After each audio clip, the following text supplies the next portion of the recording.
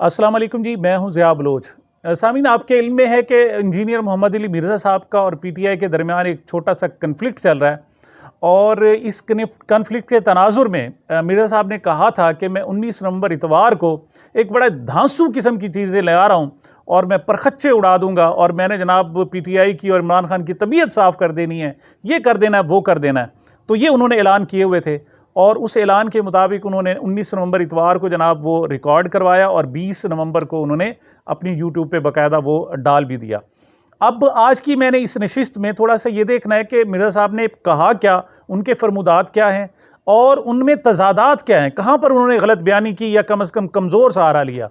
और आखिर में मैं एक प्रिडिक्शन भी करूँगा और वो प्रिडिक्शन ये है कि मिर्ज़ा साहब करने क्या जा रहे हैं इन फ्यूचर, उनकी स्ट्रेटजी क्या है, उनके इरादे क्या हैं, वो चाहते क्या हैं, इस हवाले से गुफ्तगू करेंगे। जैसे मैंने अर्ज़ किया कि मिर्ज़ा साहब के कुछ वीडियो क्लिप्स वायरल हुए जिसमें उन्होंने इमरान खान पर मतलब थोड़ा सा ज़रा सख्त जुमले कहे हुए थे।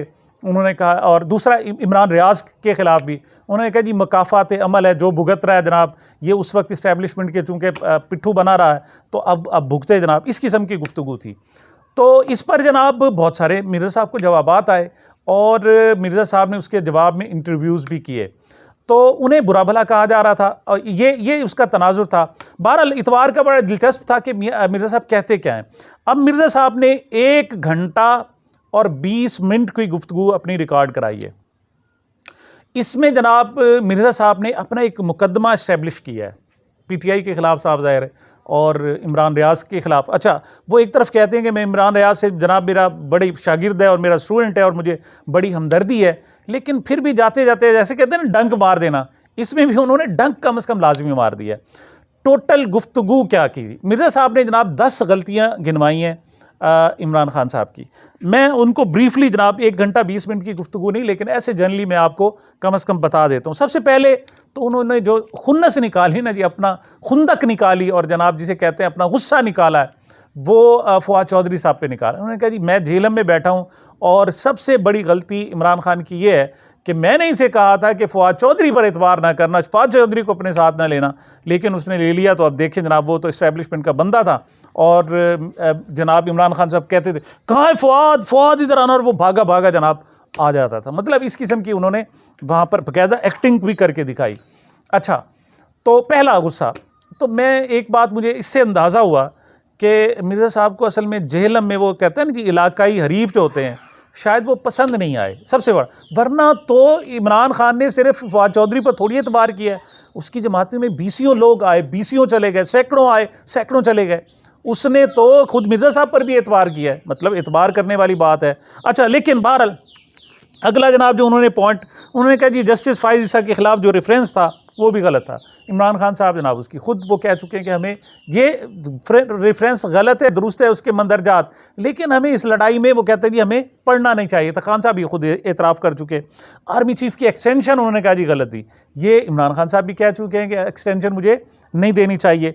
दूसरा जनाब फ़ोन टेप कॉल करना, वो जो मतलब फ़ोन कॉल्स होती हैं वज़ीर आज़म हाउस की, उनको टेप करने की जनाब इमरान खान साहब पहले हमायत करते थे, अब मुखालफत कर रहे हैं जनाब। तो कौन कहता है जनाब मुखालफत कर रहे हैं? अब भी इमरान खान साहब कहते हैं कि इस तरीके से उनका मिसयूज़ नहीं करना चाहिए। और नंबर 2, ये जो इस्तेमाल है, ये चूँकि एजेंसी हैं, हमारी मुल्क की सलामती के मामलात हैं, वहाँ इस्तेमाल होना चाहिए। अब भी वो उनकी मुखालफत नहीं करते, एजेंसियाँ टेप करती हैं, करती रहें, मतलब वो उनका एक अपना तरीक़ाकार है। अब तो आपके जनाब ये जो जितनी भी ऐप्स हैं, यूट्यूब से लेकर सारी ऐप्स, वो आपका डाटा कलेक्ट करती हैं, आप उस पर एतराज़ करते हैं। डाटा कलेक्ट करने पर आपका एतराज़ नहीं होता, उसका मिसयूज़ करने पर या आगे इस्तेमाल करने, चाहे दुरुस्त इस्तेमाल भी हो, उसके इस्तेमाल करने पर जनाब आपको इतराज़ होता है। अच्छा, अगला जनाब मिर्ज़ा साहब ने जो किया, उन्होंने कह दी कि इमरान खान ने तस्लीम किया है कि एजेंसी के ज़रिए वो अपने बंदे पूरे करते थे। अगली बात जनाब, वो जो लोटे हुए हैं, वो कहते हैं उस वक्त जो लोटे हुए थे, तो उस वक्त खान साहब कहते थे जी ज़मीर की आवाज़ है, अब हुए तब उन्हें लोटा कहा जा रहा है। इसी तरीके से उन्होंने कहा जस्टिस बाबर सत्तार के हवाले से भी बात की कि जस्टिस बाबर सत्तार जनाब जब वो रिपोर्ट कार्ड जियो के प्रोग्राम में आते थे, तो उस वक्त जनाब उसके बाद जज बनना शुरू हुए तो पीटीआई ने मुखालफत की थी। किसने मुखालफत की थी जी, बताएं, कहाँ मुखालफत की थी मतलब किसी शख्स का एक बयान है, आप उसे कैसे कह सकते हैं ऑफिशियली उसकी मुखालफत की गई है? नहीं की गई थी। अच्छा, तो ये जनाब उन्होंने पॉइंट्स बताए। बुनियादी तौर पर जो मिर्ज़ा साहब ने मुकदमा किया है, उठाया है, अपनी उठान होती है ना, पूरे के पूरे मौक़िफ़ को कंस्ट्रक्ट किया जाता है, तो उन्होंने जो कंस्ट्रक्ट किया है वो दो बुनियादों पर है।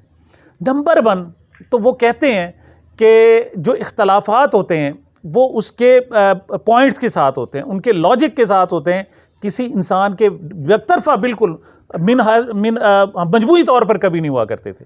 इस पर जनाब उन्होंने एक दो मिसालें भी दी। वो कहते हैं जनाब के फ़र्ज़ करें मैं मुशर्रफ की, मतलब शदीद तरीन, उन्होंने उसे बदतरीन शख्स कहा है जनाब इसी वीडियो में। उन्होंने कहा मैं उसकी मुखालफत कर, लेकिन वो अच्छे काम कर गया, क्या जी नेक्स्ट काम में अच्छे कर गया। भुट्टो साहब की मुखालफत कहते नहीं जी भुट्टो साहब भी कुछ अच्छे काम कर गए।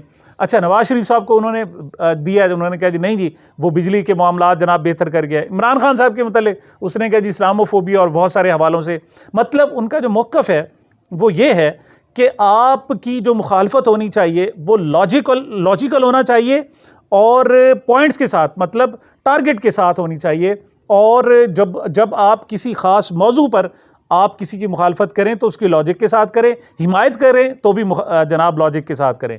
ऐसे बिला वजह मुखालफत भी नहीं होनी चाहिए और बिला वजह हिमायत नहीं होनी चाहिए। ये जनाब उन्होंने टोटल जो है वो पॉइंट अपना इस्टेब्लिश किया। इसकी उन्होंने बहुत सारी मिसालें भी दी हैं और अटैक जो किया है वो इसके बिल्कुल बिरक्स किया है। मिसाल के तौर पर उन्होंने कहा जी हामिद मीर साहब की उस वक्त मुखालफत करते थे, अब हिमायत करते हैं, ये उन्होंने। बाबर सत्तार साहब की जनाब उस वक्त मुखालफत करते थे पीटीआई वाले, अब हिमायत करते हैं। इसी तरह उवैस नूरानी साहब का उन्होंने नाम लिया कि जनाब उस वक्त जनाब उनकी मुखालफत करते थे, अब वो चूँकि इनके हक़ में बोल रहे हैं तो उनकी हिमायत कर रहे हैं। तो मैं आपसे मिर्ज़ा साहब ये अर्ज़ करना चाह रहा हूँ, ये जो आप फार्मूला अपने लिए सिलेक्ट कर रहे हैं कि जी मैं लोगों के साथ पॉइंट्स पर मुखालफत करता हूँ और पॉइंट्स पर उनकी हिमायत करता हूँ, तो दूसरों को भी हक़ दें। अगर पीटीआई ने कुछ पॉइंट्स पर किसी की मुखालफत की तो उन्हें हक़ दें, और अगर किसी की हिमायत की है तो उसका भी उन्हें हक़ देना चाहिए। यानी अपने लिए तो आप गुंजाइश निकाल लेते हैं, दूसरों के लिए आप गुंजाइश ख़त्म कर देते हैं। दूसरी बात जनाब, उन्होंने कहा जी कि मुझ पर बोहतान लगाया गया। बोहतान क्या? उन्होंने कहा जी ये जो वीडियो क्लिप्स थे ये दर हकीकत पुराने थे और उसके बाद ये साबित हो गया कि ये मेरे बहुत पुराने वीडियो क्लिप्स थे। मैंने उस वक्त जनाब बात की थी तो उस वक्त उन्हें बात करनी चाहिए थी। अब जनाब चीज़ें आई हैं तो मैंने इस ताज़ा तनाजुर में कहा ही नहीं, मैंने तो पुराने तनाजुर में कहा है। और फिर वो कहते हैं नहीं मैंने रद्द-ए-अमल जो दिया है वो भी उसको रिबटल किया है। उन्होंने चूँकि बात की थी, मैंने उसके जवाब भी इनको लौंडे लपाड़े कहा, ये जो भी लफ्ज़ कहा, और लफ्ज़ लौंडे लपाड़े की मंसूर अली खान वो तौजीह लेके आए हैं। उन्होंने कहा जी ये चूँकि डिक्शनरी में मौजूद है। तो मिर्ज़ा साहब जो लफ्ज़ भी डिक्शनरी में मौजूद हो क्या वो इस्तेमाल किया जा सकता है? मतलब डिक्शनरी का मतलब ये है कि जो लफ्ज़ डिक्शनरी में मौजूद है उसे इस्तेमाल कर लें। ये थोड़ा सा आप गौर, फिर तो बहुत सारे लफ्ज़ हैं इस्तेमाल किए जा सकते हैं। दूसरा, मिर्ज़ा साहब ने जनाब इमरान खान साहब को कुछ नाम भी दिए हैं।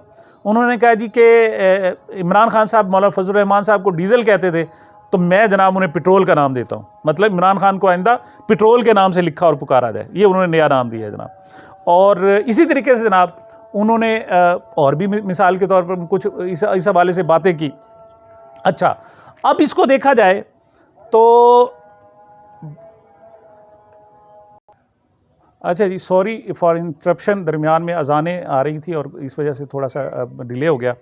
अच्छा, तो मिर्ज़ा साहब ने जनाब टोटल जो इस्टेब्लिश किया है वो कहते हैं चूँकि मेरे क्लिप्स पुराने थे और मैंने ताज़ा तनाजुर में नहीं किए, लिहाजा पीटीआई ने और उनके सारे लोगों ने मुझ पर बोहतान लगाया है, लिहाजा इन पर कम अज़ कम 80 कोड़ों की सज़ा इन्हें होनी चाहिए और इनको कोड़े लगने चाहिए। तो मिर्ज़ा साहब, आपकी इसी ताज़ा गुफ्तगू में मैं कम अज़ कम 2 चीज़ें तो आपके सामने ले आता हूँ। आप पिछले तमाम इंटरव्यूज़ में कहते रहे कि इमरान खान ने जो इसराइल के ख़िलाफ़ बयान दिया है फ़लस्तीनियों के हक़ में, उसमें इसराइल तक का नाम नहीं है, नाम भी नहीं है। मतलब ऐसा उन्होंने होम्योपैथिक किस्म का बयान दिया है कि उसमें नाम ही नहीं है। अब आपने इसी अपनी वीडियो में एतराफ़ किया है कि नहीं जी मुझसे गलती हुई थी, मेरे किसी स्टूडेंट ने निशानदेही की और मुझे भेजा कि नहीं जी उन्होंने जनाब जो बयान दिया उसमें इसराइल का बाकायदा नाम मौजूद है, और वो कहते हैं जनाब मेरी निशानदेही हो गई। तो मिर्ज़ा साहब, आपने तोहमत तो लगा दी, तो ये बताएं इस तोहमत लगाने पर आपको 80 कोड़ों की सज़ा तो हो जानी चाहिए इसी पर कम से कम। और इतराज़ फिर लगा दिया। उन्होंने कहा जी इसराइल फ़लस्तीन का जो कन्फ्लिक्ट है उसमें पहले इतराज़ क्या था कि इसराइल का नाम नहीं है, अब इसराइल का नाम आ गया। वो कहते हैं जी अमेरिका का नाम तो लिया नहीं, उसमें अमेरिका का जिक्र तो है नहीं।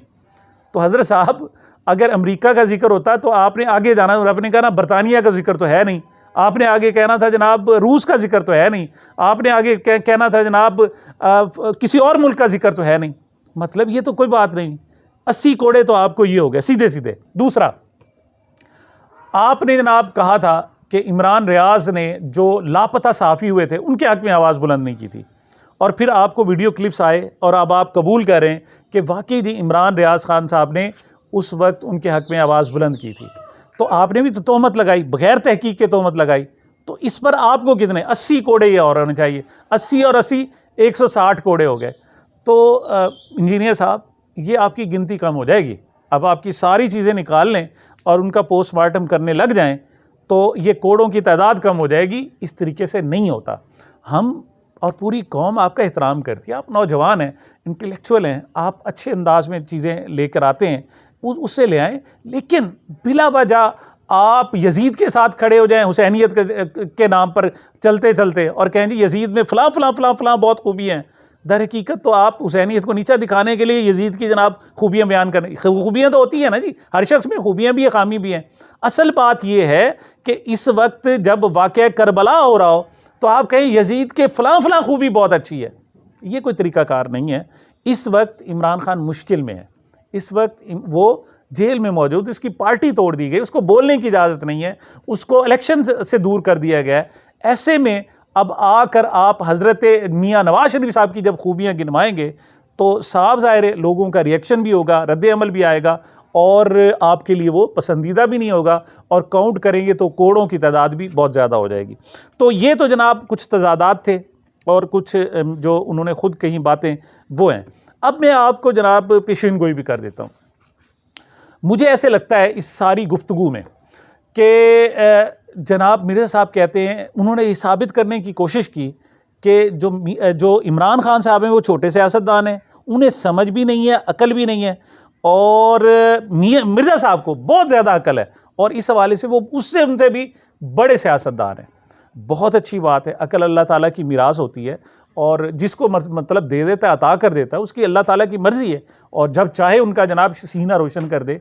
तो लेकिन इस तरह कोई कहता नहीं है कि मैं उनसे फ़लाँ से बढ़ाऊँ, लेकिन चलें कोई बात नहीं, आपने कह दिया, बहुत अच्छी बात है। तो आपने एक मरतबा नहीं, कम से कम 5 से 6 मरतबा इसे 1 घंटे 20 मिनट की गुफ्तगू में कहा। तो मुझे ऐसे लगता है कि फाइनली जो मिर्ज़ा साहब की मंजिल होगी वो सियासत होगी। अगरचे उनकी जो उठान है वो जनाब पाक फ़ौज में भर्ती हुई है, वहाँ से जनाब रिटायरमेंट ली, वो दीनी स्कॉलर के तौर पर सामने आए, उन्होंने जनाब अपनी गुफ्तगू से, अपने जनाब अच्छे अंदाज से लोगों को अपना गर्विदा किया। लेकिन मुझे लगता है ऐसे है कि मिर्ज़ा साहब की जो फाइनल मंजिल होगी वो सियासत होगी, और ये अलबत्ता टाइम की प्रेडिक्शन नहीं कर सकता। टाइम की मैं प्रेडिक्शन, ये 6 महीने भी हो सकते हैं, 6 साल भी हो सकते हैं, लेकिन इससे ज़्यादा नहीं है। मतलब इसी अरसे में जो कट्टा कट्टी निकलना है वो निकल जाएगा। तो जनाब होगा क्या, 2-3 तरीके हैं। नंबर 1, हो सकता है मिर्ज़ा साहब अपनी जमात आप बना लें, ये ऐन मुमकिन है, क्योंकि उनकी एक और जमात बना के बाद में किसी के साथ जुड़ जाए, ये इससे ज़्यादा उनकी बेटे जो होगी और वो जनाब ज़रा अच्छा। और दूसरा, वो अब तक तरदीद करते रहे, कोई ओहदा नहीं लिया, मैंने 1 हफ़्ता हो गया जी कोई ओहदा नहीं लिया। भाई हफ्ते की तो बात ना करें ना, आप तो कहते हैं मेरी 1.5 साल 2 साल पुरानी वीडियोस थी, तो 2 साल तो गुजरने दें ना, थोड़ा सा टाइम गुजरने दें, फिर पता चल जाएगा आप ओहदा लेते हैं और नहीं लेते। और तीसरा, हुकूमती ओहदा। तीसरा, ऐन मुमकिन है कि वो किसी सियासी जमात की जनाब इंफॉर्मेशन और इतलात और इस किस्म की भी कोई ऑफ़र्स कबूल कर लें।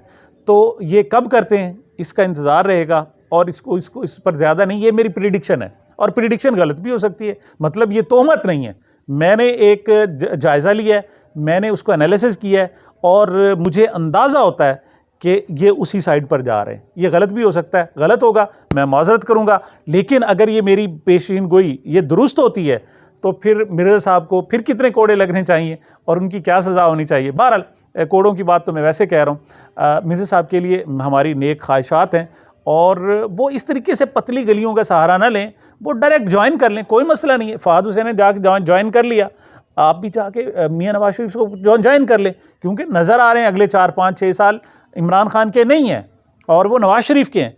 तो आप चाहते हैं मैं 5, 6 साल ज़ाया ना करूँ और मैं जनाब, तो आप जाके ज्वाइन कर लें। इस तरीके से सहारा ना लें, ये किसी तौर पर दुरुस्त नहीं है। और बहरहाल ये मेरी जनाब अब तक की प्रिडिक्शंस थी।